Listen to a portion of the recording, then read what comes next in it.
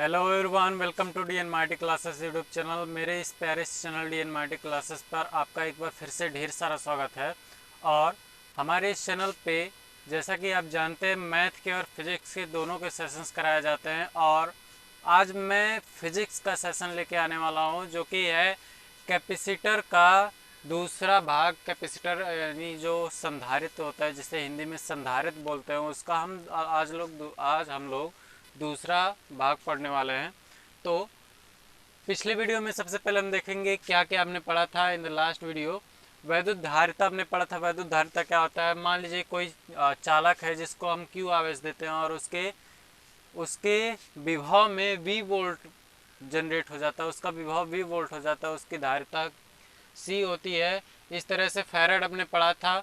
और गोलीय चालक की धारिता हमने पढ़ा था C is equal to 4πε0 K into A, जहाँ ए कोई गोलीय चालक का रेडियस है, उसका एक त्रिज्या है।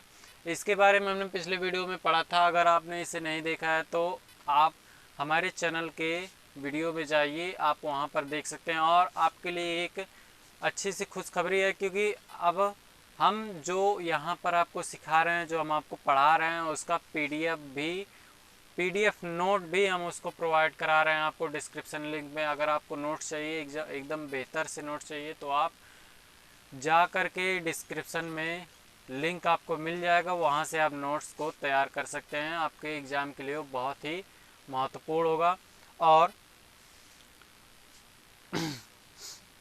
और यहाँ पर जो भी फिजिक्स की चीज़ें समझाई जाती हैं, वो बहुत ही अच्छे तरीके से समझाई जाती है। आपको यहाँ पर रटाने वाला कोई भी काम नहीं किया जाता है। तो अगर आप फिज़िक्स को समझना चाहते हैं बहुत ही अच्छे तरीके से, तो हमारे इस चैनल पर बने रहिएगा। और अगर आप इस चैनल पर नए हैं तो इसे सब्सक्राइब ज़रूर कीजिएगा, क्योंकि आपको बार बार मौका नहीं मिलता है। और बेल आइकन को दबाना ना भूलिए, ताकि हमारे वीडियो जैसे ही आप पर हमारे वीडियो जैसे ही आपके पास, अगर आप नए हो तो उसे सब्सक्राइब ज़रूर करें और बेल आइकन ज़रूर दबाइएगा, कि ताकि जब भी हम कोई नया वीडियो अपलोड करें तो आपके पास नोटिफिकेशन ज़रूर जाए। तो चलिए, हमारे चैनल के बारे में हो गया। आप चलिए देखते हैं कि आज हमें क्या पढ़ना है। ये सारी चीज़ें हमने पिछले वीडियो में डिस्कस कर चुका था। अब हम पढ़ेंगे किसी गोलीय चालक को आवेशित करने में किया गया कार्य। मीन्स यहाँ पर हम वैद्युत धारिता के डेफिनेशन में हम ये बताए थे, किसी चालक को आवेशित करने पर अगर उसका विभव भी हो जाता है तो उसकी धारिता सी होगी, उसे उसकी धारिता कहते हैं। तो अब हम लोग देखेंगे कि जब किसी चालक को क्यों चार्ज देते हैं। मीन्स किसी चालक को हमने आवेशित करने को सोच रहा है, हम सोच रहे हैं, तो उसमें कुछ कार्य करना पड़ेगा। किसी भी चीज़ को करने के लिए कार्य करना ही पड़ता है। कार्य कैसे करेंगे? मान लीजिए कोई गोलीय चालक है, इस तरह से कोई भी चालक है, गोलीय चालक हो या फिर कोई भी चालक हो, उसे हम लोग आवेशित कर रहे हैं। ऐसे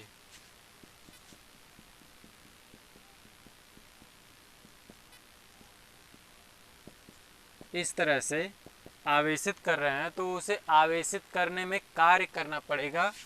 ये वाला कार्य W is equal to how much, वो कार्य कितना करना पड़ेगा, ये चीज़ें हम लोग इस वीडियो में समझेंगे। और इस वीडियो में एक चीज़ और समझेंगे, अगर दो आवेशित गोलों को ऐसे पतले तार द्वारा जोड़ दिया जाए,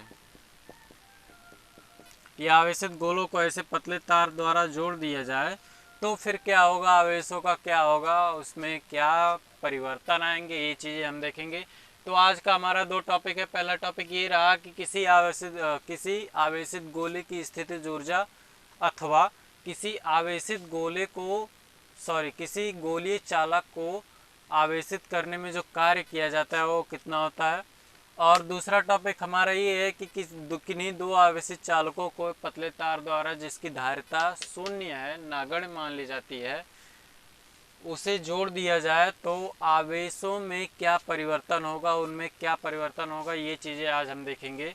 चलिए हम आज का टॉपिक शुरू करते हैं। और आपके लिए एक ही रिक्वेस्ट रहेगा मेरे से, कि आप कॉपी और पेन ज़रूर लेके बैठे, क्योंकि अगर आप कॉपी और पेन लेके बैठेंगे तभी आपको बहुत ही अच्छे तरीके से समझ में आएगा, अदरवाइज़ ये बातें आपको समझ में नहीं आएंगी। चलिए देखते हैं आज का हमारा टॉपिक।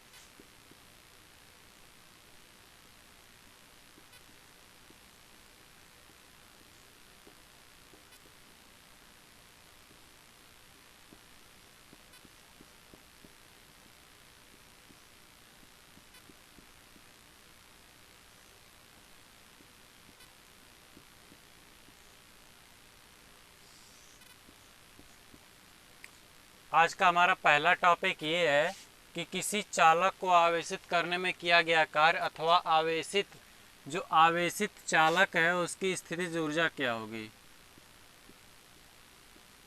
आवेशित चालक की स्थितिज ऊर्जा, ये आज का हम फर्स्ट डेफिनेशन देखेंगे, फर्स्ट टॉपिक देखेंगे कि क्या होता है जब किसी चालक को हम आवेशित करते हैं।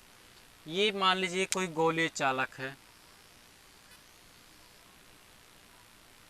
इस तरह से इसे हम लोग चार्ज कर रहे हैं, आवेशित कर रहे हैं, धन आवेश से धन आवेशित कर रहे हैं, इस तरह से।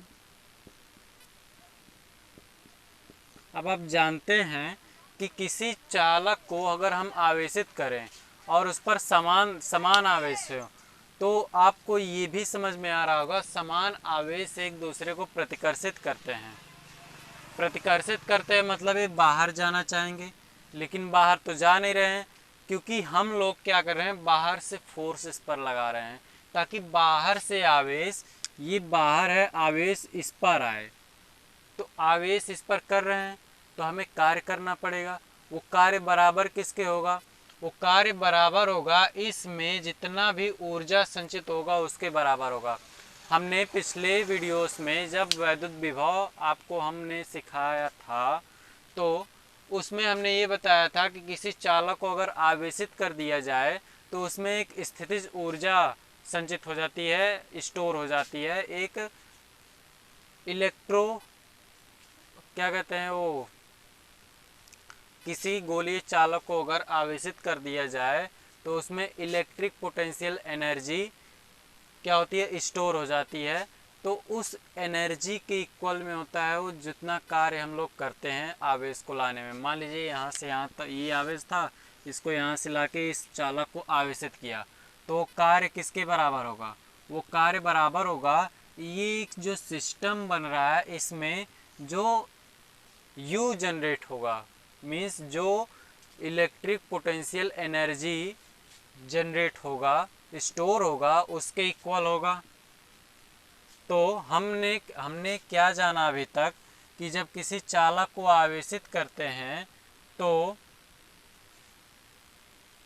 जो किया गया कार्य होता है, जब किसी चालक को आवेशित करते हैं तो जो किया गया कार्य होता है वो इसमें स्टोर इलेक्ट्रिक पोटेंशियल एनर्जी के बराबर होता है। यानी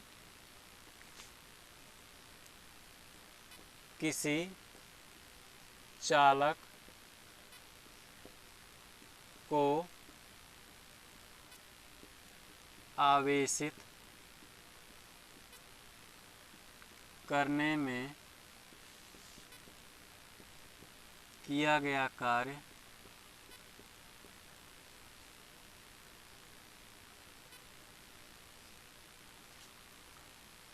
उसमें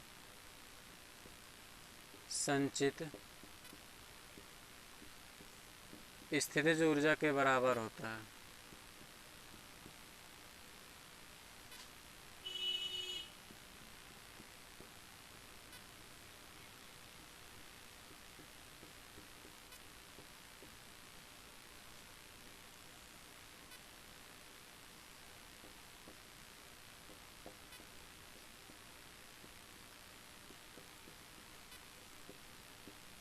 अतः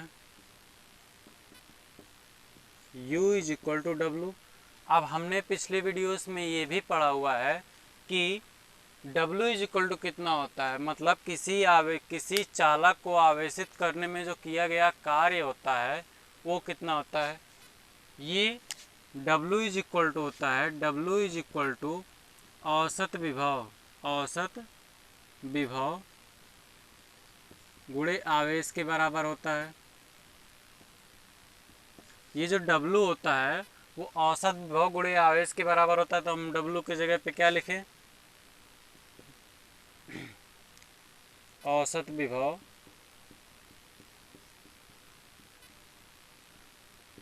गुणे आवेश। ये हो गया। अब औसत विभव क्या होता है ये भी हमने पहले वीडियो में पिछले वीडियोस में ड्राइव कर चुका है कि औसत विभव क्या होता है। चलिए हम एक बार फिर से इसको दोहरा देते हैं कि औसत विभव क्या होता है। ये एक चालक है, ठीक है, ये एक चालक है, यहाँ पर कोई चार्ज नहीं है, तो यहाँ पर विभव क्या होगा, शून्य होगा। जहाँ पर चार्ज होता है यानी जहाँ आवेश होते हैं वहीं पर विभव होता है, तो यहाँ पर कोई आवेश नहीं है, यहाँ पर विभव शून्य होगा। लेकिन जहाँ से हम आवेश ला रहे हैं, मान लेते हैं अनंत से हम आवेश ला रहे हैं, ये चार्ज मान लेते हैं अनंत पे है, यहाँ से हम यहाँ तक लेके आ रहे हैं, तो यहाँ पर पहले तो चार्ज था, तो यहाँ पर विभव क्या होगा, यहाँ पर विभव भी होगा। मान लो यहाँ पर चार्ज क्यों है तो यहाँ पर विभव भी होगा, यहाँ पर चार्ज नहीं है तो यहाँ पर विभव क्या होगा, शून्य होगा। तो औसत विभव कैसे निकालेंगे, V1 प्लस V2, यहाँ पर मान लेते हैं V1 इज इक्वल टू 0 और V2 is equal to V मान लेते हैं, तो V1 प्लस V2/2 कर देंगे, औसत विभव निकल जाएगा। बहुत ही आसान फंडा है, आप इसे समझने की कोशिश करिएगा, बहुत ही आसानी से आपको समझ में आएगा। तो औसत विभव क्या हो जाएगा, औसत विभव बराबर 0 प्लस V/2 इंटू Q। अब यहाँ हम U इज इक्वल टू लिख सकते हैं 1/2 V इंटू Q। ये कितना एनर्जी लगेगा, कितना कार्य करना पड़ेगा, ये इस फार्मूले से हमें पता चला। और ये एक एनर्जी है, तो एनर्जी की वैल्यू क्या होती है, जूल होती है। आप यूनिट लिखना नहीं भूलेंगे, जब भी आप क्वेश्चन सॉल्व करेंगे आंसर के आगे यूनिट जरूर लिखिएगा। अगर नहीं लिखते हैं आप तो आपका नंबर पक्का है कटेगा एग्ज़ाम में। तो यूनिट बहुत ही महत्वपूर्ण चीज़ होता है। अब आगे हम क्या कर सकते हैं, यहाँ पर हम जानते हैं C is equal to Q/V। ये फार्मूला से आप पहले ही फैमिलियर हो, पहले ही परिचित हो। अब पहले ही लेक्चर में, संधारित्र के पहले ही लेक्चर में इस फार्मूले से आप C is equal to Q/V, इस फार्मूले से आप पहले ही परिचित हो। इस फार्मूले से हम अगर यहाँ पर V की वैल्यू रखें, यहाँ पर इसे मान लेते हैं इक्वेशन नंबर 1। अगर यहाँ पर हम इस फार्मूले से V की वैल्यू लिखें तो क्या हो जाएगा, आप देखिएगा।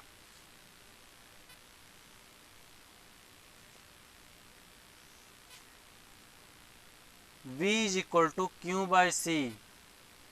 अब समीकरण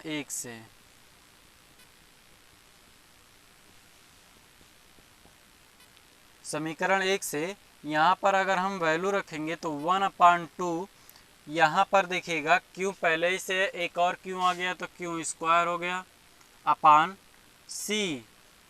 ये आपका दूसरा फार्मूला निकल गया। अलग अलग फार्मूले को अलग अलग कंडीशन में आप इस्तेमाल कर सकते हो, बहुत ही अच्छे तरीके से आपको न्यूमेरिकल्स भी लिख जाएंगे। तो अब इसी फार्मूले से अगर यहाँ पर से हम Q की वैल्यू उठा करके निकाले तो यहाँ से देखेंगे Q is equal to C into V, Q is equal to C into V होता है। तो समीकरण 1 से फिर से हम लिखेंगे, समीकरण 1 से अगर हम यहाँ Q की वैल्यू रखें तो C इंटू V² हो जाएगा। यहाँ पर देखिएगा, यहाँ पहले ही से एक V और आ गया तो V² और यहाँ पर Q।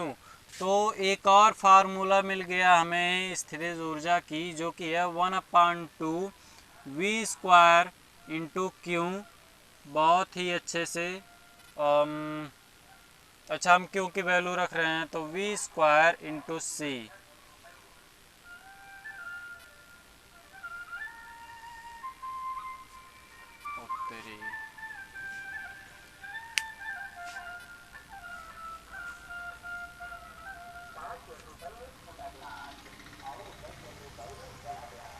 हमने देखा कि जो स्थितिज ऊर्जा निकल रहा है उसका 3 फार्मूला में मिला है, फार्मूला नंबर 1, फार्मूला नंबर 2 और फार्मूला नंबर 3।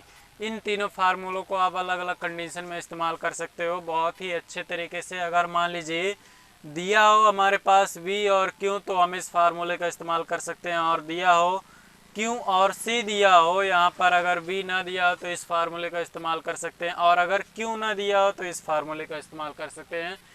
तो आपका न्यूमेरिकल बहुत ही आसानी से और बहुत ही अच्छे से डराइव हो जाएगा, बहुत ही अच्छे से सॉल्व हो जाएगा। और इन सब का जो यूनिट होगा वो जूल में होगा, क्योंकि है तो ऊर्जा ही। ऊर्जा और कार्य का यूनिट आप जहाँ भी लिखेंगे जूल में ही लिखेंगे और किसी भी यूनिट में नहीं लिखेंगे। और अगर कहता है किसी और यूनिट में लिखिएगा तभी आप दूसरे यूनिट में लिखिएगा, अदरवाइज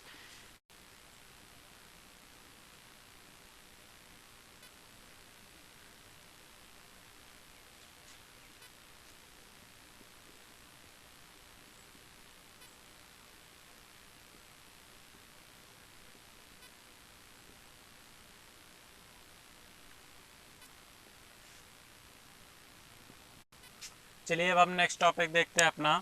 दो आवेशित गोलों को एक दूसरे से जोड़ने पर आवेश का पुनर्वितरण अथवा उभयनिष्ठ विभव। अब उभयनिष्ठ विभव हम क्यों लिखे हुए हैं, उभयनिष्ठ विभव क्या होता है उसके बारे में हम लोग अभी जानेंगे। आपको थोड़ी देर में उसका आइडिया लग जाएगा कि हम उभयनिष्ठ विभव की बात कैसे कर रहे हैं। फिलहाल दो आवेशित चालकों को एक दूसरे से जोड़ने पर पुनर्वितरण, हम दो गोलों को लेंगे या फिर दो किसी चालक को लेंगे जो आवेशित होंगे, उसे एक बहुत पतले तार से जोड़ देंगे और मानेंगे उस पतले तार की जो धारिता है वो सी नागण्य है, सी नहीं है। तो हम मान लेते हैं दो गोला बना लिए, इस तरह से हमने दो गोला बना लिया, इस तरह से दो चालक बन गए।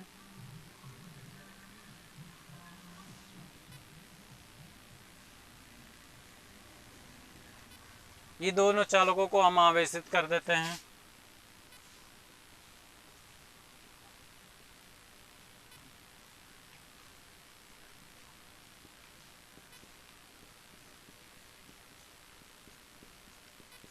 ये आवेशित हो गए दोनों चालक।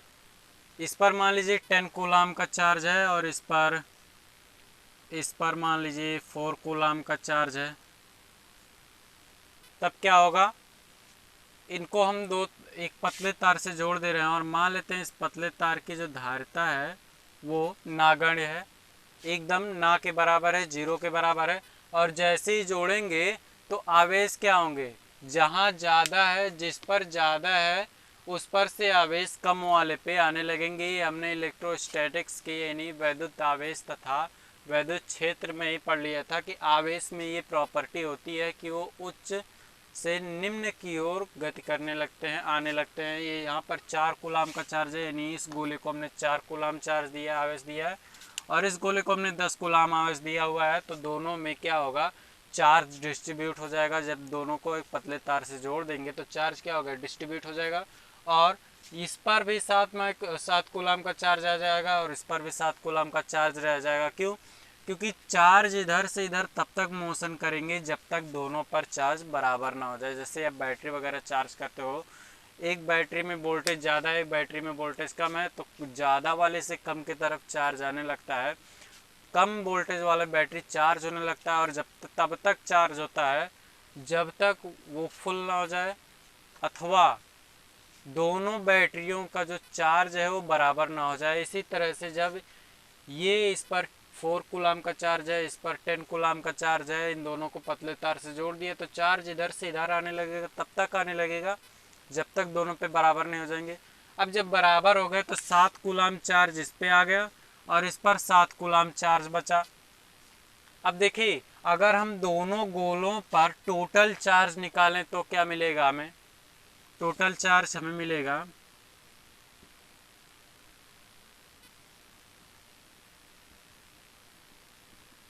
Q1 plus Q2। इसे मान लेते हैं Q1 चार्ज किया और इसे मान लेते हैं Q2 चार्ज किया। तब क्या हो जाएगा, दोनों गोलों का जब पूरा आवेश निकालेंगे, टोटल चार्ज निकालेंगे, तो यहाँ क्या हो जाएगा, total charge Q1 plus Q2 हो जाएगा।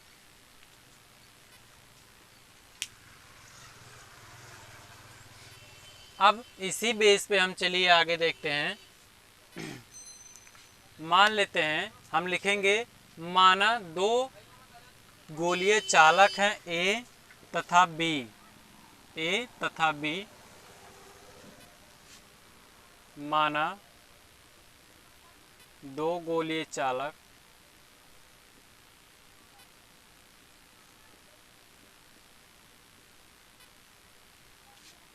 क्रमशः ए तथा बी हैं।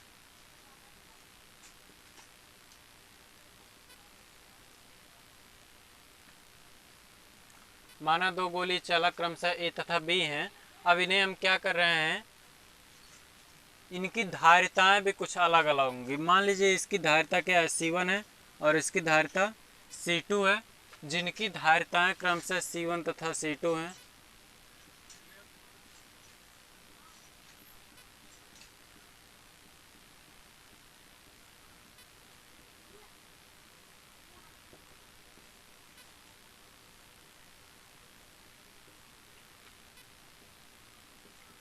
देखिए दो गोलीय चालक थे, पहले हमने क्या करना है, दो गोलीय चालक बनाना है। डेरिवेशन करने का यही तरीका होता है, पहले उसे समझिए। पहले दो गोलीय चालक बनाना है हमें इस तरह से। फिर ये हमें मानना है कि पहले गोलीय चालक की धारिता C1 है और दूसरे गोलीय चालक की धारिता C2 है। अब इसे हम पहले गोलीय चालक को Q1 चार्ज देते हैं और दूसरे गोलीय चालक जिसकी धारिता C2 है उसे Q2 चार्ज देते हैं। तो क्रमशः Q1 तथा Q2 आवेश से आवेशित करने पर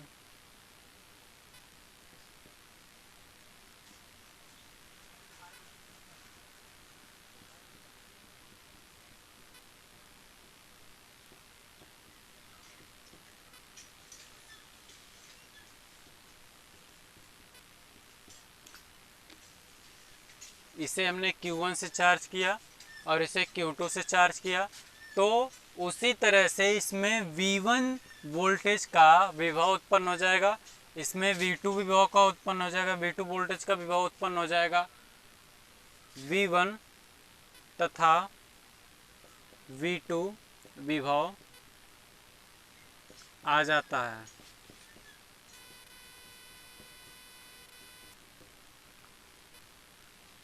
पहले हमने दो गोलीय चालक लिया जिसकी धारिता C1 और C2 थी, उसे हमने Q1 और Q2 से क्रमशः आवेशित कर दिया, तो उनमें क्या हो गया, V1 और V2 का विभव हो गया।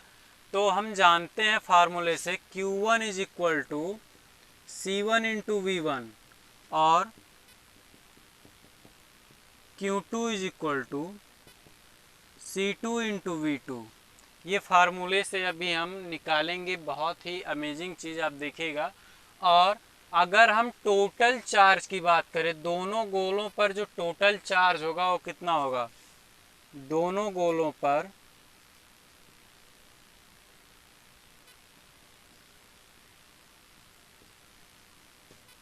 कुल आवेश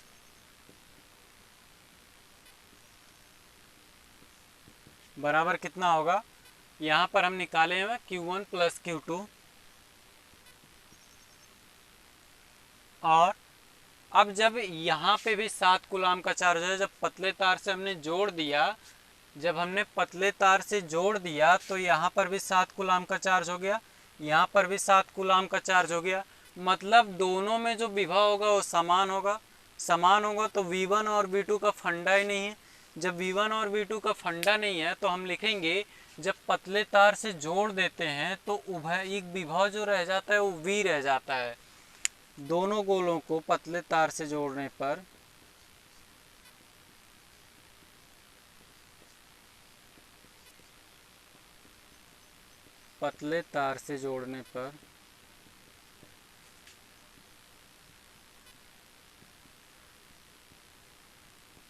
विभव V रह जाता है।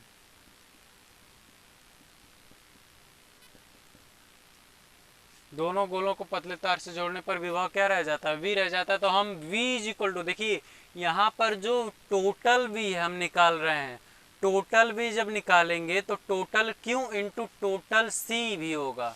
तो यहाँ पर जब हम टोटल v निकालेंगे तो v इज इक्वल टू हम क्या जानते हैं, v is equal to formula जानते हैं q by c।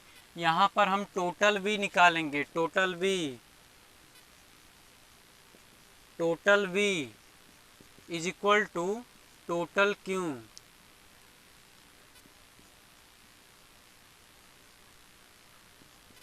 Upon total c। अब टोटल c कितना है, टोटल c यहाँ पर पहले चालक की धारिता C1 है और दूसरे चालक की धारिता C2 है। जब दोनों को हम कंबाइन करेंगे तो टोटल C कितना आएगा, टोटल C आएगा हमारे पास C1 प्लस C2 आएगा। तो टोटल C क्या हो जाएगा, total Q upon total C, Q1 plus Q2 upon C1 plus C2। यहाँ टोटल V की वैल्यू क्या आ गई, Q1 plus Q2 upon C1 plus C2। अब इस Q1 प्लस Q2 और C1 प्लस C2 की वैल्यू हम क्या रख लेंगे, देखिए यहाँ पर, यहाँ से हम रख लेंगे वैल्यू Q1 की और Q2 की वैल्यू अगर इसमें हम रखते हैं तो V is equal to V1 into C1, V1 C1 plus V2 C2 upon C1 plus C2। ये फार्मूला निकल के आएगा हमारे पास उभयनिष्ठ विभव का। हम यहाँ पर उभयनिष्ठ विभव इसलिए लिखे हैं क्योंकि यहाँ पर जब दोनों को पतले तार से जोड़ देते हैं तो आवेशों का पुनर्वितरण हो जाता है, दोनों गोलों पर आवेश क्या हो जाता है, समान हो जाता है। तो विभव जो रह जाता है उभयनिष्ठ हो जाता है, जो यहाँ पे है वही यहाँ पे है, और जब दोनों में वही चीज़ें हों तो कॉमन हो जाता है, उभयनिष्ठ हो जाता है। तो हमने जाना उभयनिष्ठ विभव के बारे में। और आवेश, दो आवेशित चालकों को एक दूसरे से जोड़ देने पर आवेश का जो पुनर्वितरण होगा उससे उभयनिष्ठ विभव हो जाता है। और आवेशों का पुनर्वितरण कुछ इस तरह से होता है जैसे मैंने अभी समझाया। अब ये चीज़ें वोल्ट में आएंगी क्योंकि विभव का मात्रक हमेशा वोल्ट ही होता है। जैसे अभी पिछले टॉपिक में हमने पढ़ा कार्य का मात्रक और ऊर्जा का मात्रक जूल होता है, उसी तरह से वोल्ट का मात्रक जूल होता है। और वोल्ट का एक और मात्रक होता है, विभव का एक और मात्रक होता है, यहाँ से आप देखेंगे, यहाँ से विभव का एक और मात्रक होता है कूलाम्ब प्रति। और धारिता क्या होती है, धारिता का मात्रक क्या होता है, यहाँ पर ये इधर गया, कूलाम्ब प्रति फैराड।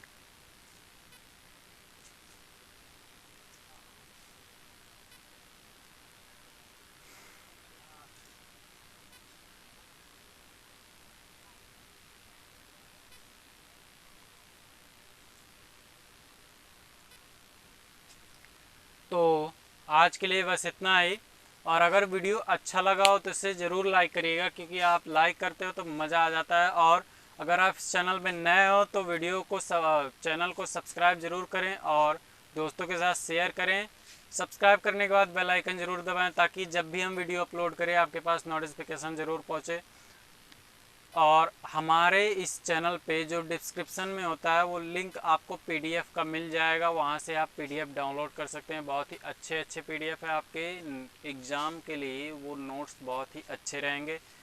सो आपके लिए महत्वपूर्ण जानकारी थी। तब तक के लिए नमस्कार, धन्यवाद, बाय बाय।